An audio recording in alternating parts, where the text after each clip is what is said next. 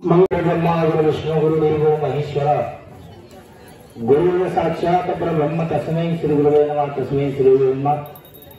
विराजमान तुम्हा आम्हा सर्वांची गुरुमाऊली शेतकरी शिवाचार्यांना श्री श्री 108 डॉक्टर शंभूलिंग शिवाचार्य महास्वामीजी यांना अनंत कोटी वंदन करून आज या पवित्र कार्यक्रमामध्ये सोमवार शिवरात्र प्रदोष हा किती पवित्र कार्यक्रम आहे आणि या पवित्र कार्यक्रमामध्ये तुम्ही एवढे भाग्यवान आहात। आज गुरु हौगी स्वामी मठामध्ये गुरु हौगी स्वामीचं बांधकाम चालू असताना सुद्धा अशा अडचणीमध्ये तुम्ही या ठिकाणी बसलात आणि तुम्ही या कार्यक्रमाचा लाभ घेतलात। आज खरोखर तुम्ही भाग्यवान आहात।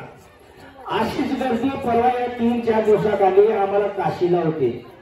या गुरु माऊलीनं आतापर्यंत 50,000 लोकांना काशी यात्रा घडलेली गुरु माऊली किती पवित्र आहे। तुम्ही काशीहून आल्याबरोबर या ठिकाणी सोमवार शिवरात्र पुढे तुम्हाला गुरु माऊलीच्या स्पर्शाने आता तुम्ही बघितला तुमच्या एवढ्या अडचणी सुद्धा गुरु माऊली येऊन तुमच्या इष्टलिंगावरती अक्षता टाकली।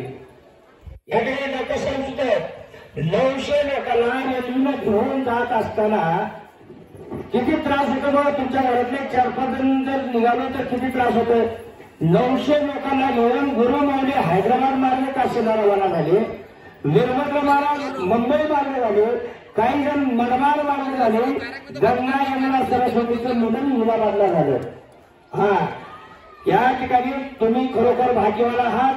आता जे काशीला परवा जाऊन आलेले 900 लोक आता रामेश्वर यात्रा गुरु माऊलीच्या दिमेश्वरीमध्ये रामेश्वर यात्रा पण निघणार आहे। ती यात्रेची तारीख नोव्हेंबर 20 तारखेला रामेश्वर यात्रा निघणार आहे। ज्या सर्वज्ञांना निघायचं त्यांनी गुरु माऊलीकडे या ठिकाणी मठाकडे येतं, मठामध्ये नाव सुचणी करायची आहे।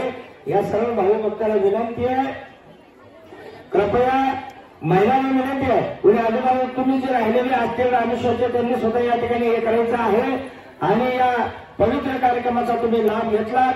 गुरु माऊलीचा या ठिकाणी तुम्हाला आशीर्वाद होईल, गुरु माऊलीचं प्रवचन होईल, गुरु माऊलीचं या ठिकाणी लागलेच प्रसाद तुमच्यासाठी प्रसाद सुद्धा व्यवस्था करण्यात आलेली आहे। सर्व भाऊ भक्तांना विनंती आहे की तुम्ही प्रसाद घेतल्याशिवाय कोणीही जाऊ नये अशी या ठिकाणी मठाचे तर्फे कमिटीतर्फे सर्व शास्त्रीगण सर्व महिला गुरु हौगी स्वामी महिला आरोग्य मंडळ नवशा आरोग्य मंडळ या सर्वांच्या वतीने तुम्हाला सर्वांना पुन्हा एकदा विनंती आहे की आपण प्रसाद घेतल्याशिवाय कोणीही जाऊ नये, सर्वांनी जागेवर बसायचं आहे। या ठिकाणी गुरु माऊलीची अमृतवाणी आपल्याला आपल्यावरती कानावरती पडणार आहे। सर्वांनी शांत बसून घ्यायचं आहे। बोला सर्वजण